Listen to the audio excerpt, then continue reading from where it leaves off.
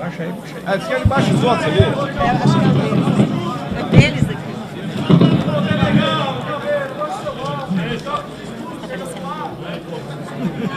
O que aconteceu ontem no Tribunal Superior Eleitoral é muito simples. Inventaram uma inelegibilidade imaginária para me caçar. Hoje, o sistema de corrupção, os corruptos e os seus amigos estão em festa. Gilmar Mendes está em festa. Aécio Neves está em festa. Eduardo Cunha está em festa. Beto Richa está em festa. A verdade é uma só. Eu perdi o meu mandato porque eu combati a corrupção. E hoje é um dia de festa para os corruptos e é um dia de festa para Lula. A Lava Jato, em algum momento, despertou uma nova esperança em todos nós. A esperança de que tudo podia ser diferente. E essa esperança guiou esses parlamentares todos que vocês estão vendo aqui unidos por uma causa. A causa da justiça e a causa da liberdade. Agora, o que nós vimos com o passar do tempo foi um sistema se recolocando, se reconstruindo e se vingando. Se vingando primeiro com a anulação das condenações, com a formação da nova figura dos descondenados como Lula. E em seguida nós vimos um sistema retalhando contra quem cumpriu a lei, contra os agentes da lei, contra quem ousou combater a corrupção no Brasil. Eu fui caçado por vingança. Eu fui caçado porque eu ousei o que é mais difícil no Brasil: enfrentar um sistema de corrupção, os corruptos mais poderosos no país, porque eu ousei me unir a tantos brasileiros que quiseram se erguer contra um sistema de corrupção em relação ao qual todos estão cansados e querem virar essa página. O presidente da República e o seu Partido dos Trabalhadores pediram a minha cassação. E eles conseguiram que 7 ministros superassem todos os pareceres e decisões unânimes anteriores e me cassaram, liderados por um ministro que já disse ao ministro Alexandre de Moraes na cerimônia de diplomação do Lula: missão dada, missão cumprida. Liderados por um ministro que, ao encontrar Lula certa vez, disse: está tudo em casa. Eles me cassaram por uma inelegibilidade imaginária. A Constituição e a lei da ficha limpa é clara. Ficam inelegíveis membros do Ministério Público que saem na pendência de processo administrativo disciplinar. É clara, é objetiva. Existia algum processo administrativo disciplinar? Não, nenhum, zero. Mas eles construíram suposições. Uma primeira suposição de que reclamações poderiam se converter em algum procedimento disciplinar. Uma segunda suposição de que algum poderia gerar condenação. Uma terceira suposição de que alguma condenação poderia ser admissão. E uma quarta suposição de que eu sabia tudo isso, como num Minority Report em que você sabe o futuro. Agora, de modo muito contraditório, porque se eu soubesse o futuro, eu poderia antecipar esse dia e essa decisão esdrúxula contra o direito, em que eles aplicam o direito da força e não a força do direito. Me punir nesse caso é como punir alguém por um crime futuro, ou pior, é punir alguém por uma acusação que não existe, é punir alguém por uma condenação que ainda não existe. E em relação a mim, eles inverteram a presunção de inocência, que beneficia tantos corruptos com recursos infinitos, mas para quem combate a corrupção, o que vale é a presunção de culpa. Eles inverteram a presunção de inocência e transformaram em presunção de culpa, ao arrepio da lei. O Tribunal Superior Eleitoral disse que eu fraudei a lei, mas foi o Tribunal Superior Eleitoral que fraudou a lei e fraudou a Constituição, ao criar uma nova inelegibilidade contra a lei e contra o que diz a Constituição, que em decisões unânimes, o próprio TSE, que na doutrina unânime, toneladas de textos escritos dizendo que restrições a direitos fundamentais, que restrições a direitos políticos jamais podem ser elastecidos, jamais podem ser interpretados de modo extensivo, de modo ampliativo, com analogia, e foi exatamente o que eles fizeram, fraudando a lei, fraudando a Constituição para me punir. Eu perdi o mandato para evitar um suposto processo disciplinar que nunca existiu.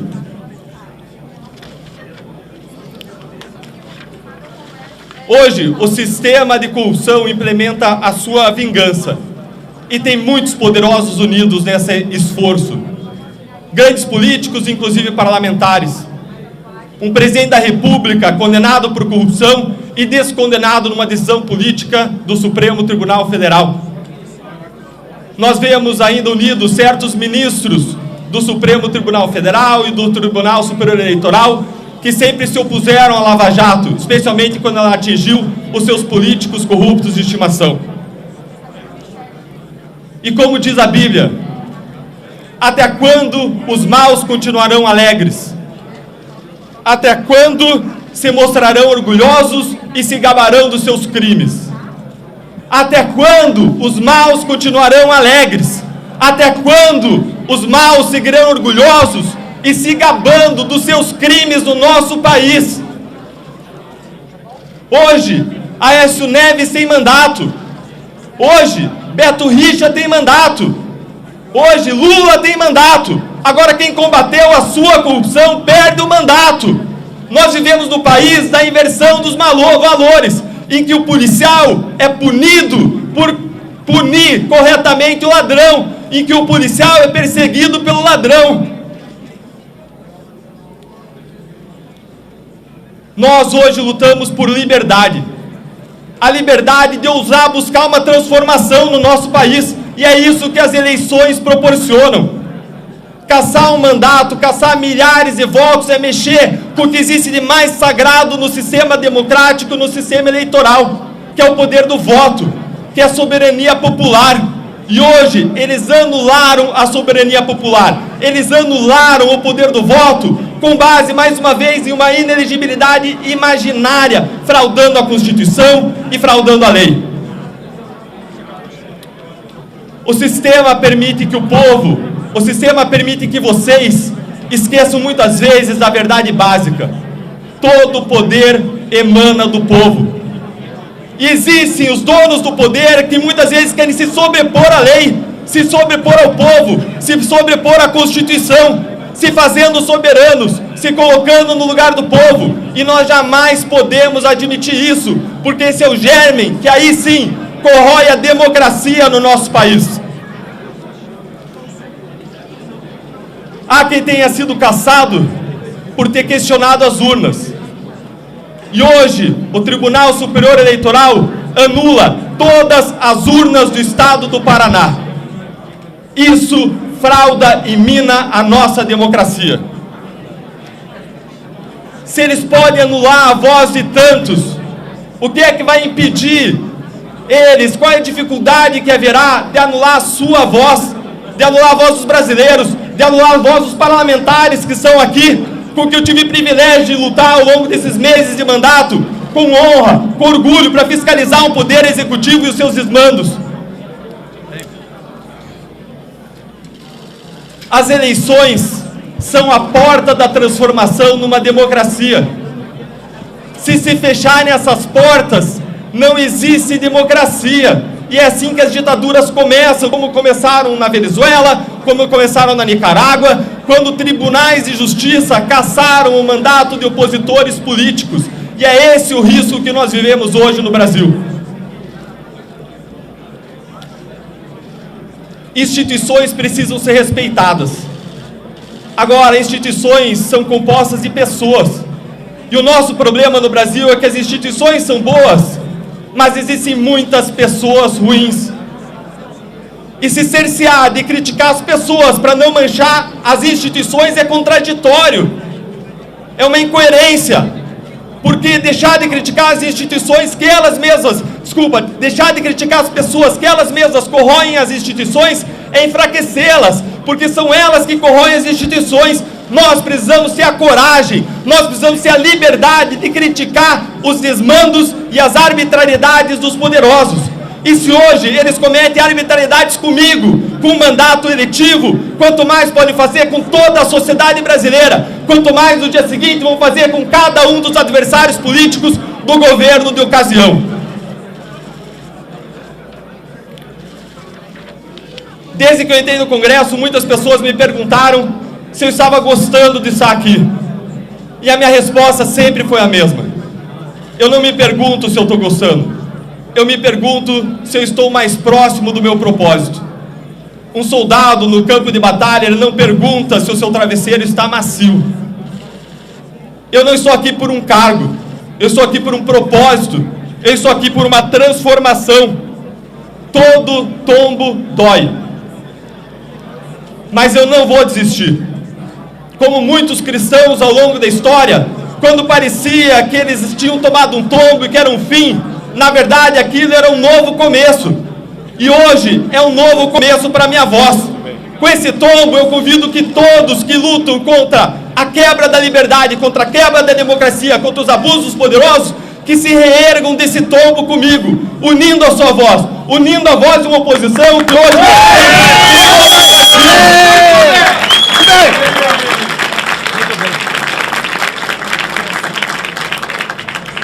Hoje eu vi que eu atingi o meu objetivo quando um assessor do meu gabinete chegou perto de mim e disse: Deltan, eu posso perder o cargo de assessor, eu posso perder a remuneração, mas eu não vou deixar de trabalhar com você, ainda que seja de graça. Porque o que eu vi aqui ao longo desse tempo todo é que você luta por um propósito, porque você luta genuinamente por uma transformação. E é por isso que eu convido todos a lutarem por uma transformação que vai além de nós, por um propósito que nos transcende. Eu jamais vou me arrepender de ter combatido a corrupção no Brasil. Jamais. Aqui no Congresso eu combati o bom combate com orgulho, com honra, ao lado desses parlamentares que vocês veem aqui na frente. E nós vamos seguir lutando. O cargo é apenas um instrumento para lutar por transformação. Agora o principal é a voz dos brasileiros que estão conosco. Nós precisamos que os brasileiros ergam a sua voz, que eles reconheçam o seu poder que está nas suas mãos, que é o poder que é a chave para a transformação. E nós não vamos permitir que as portas dos votos, que as portas das eleições sejam fechadas. Nós não vamos permitir que minem, que ataquem a nossa democracia. Nós não vamos permitir que minem e ataquem as nossas liberdades. Nós não vamos permitir que esse governo siga praticando desmandos e praticando corrupção. O poder que os tribunais têm de me atingir, o poder que os tribunais têm de me derrubar, é o mesmo poder que tinham os irmãos de José quando venderam o escravo para o Egito. É o mesmo poder que tinha o rei da Babilônia quando colocou Daniel na cova dos leões. O poder que eles têm ao me caçar é o mesmo poder que Pilatos tinha ao mandar Jesus para a morte. Essa história não acabou. Esse capítulo não é o capítulo final.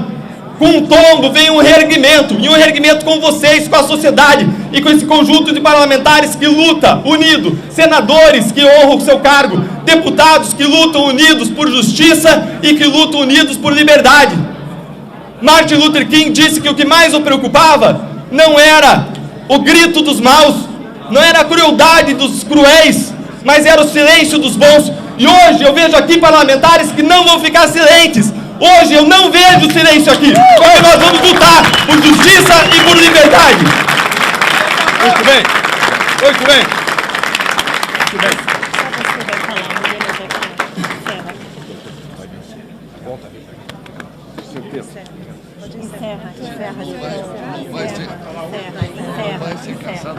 Agradeço a todos pela presença. A gente vai encerrar a coletiva hoje e vai ficar à disposição para questionamentos por meio da nossa assessoria de comunicação. Obrigado. Muito bem.